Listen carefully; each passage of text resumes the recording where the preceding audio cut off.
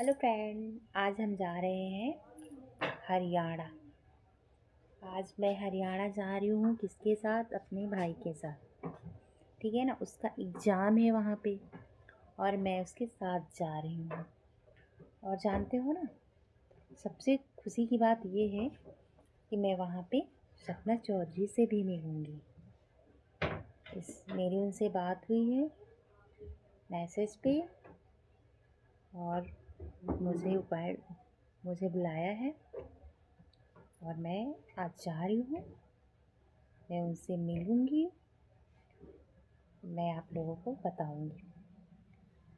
और पहली बार मिलने जा रही हूँ, देखते हैं क्या होता है, मिलती है या नहीं मिलती है।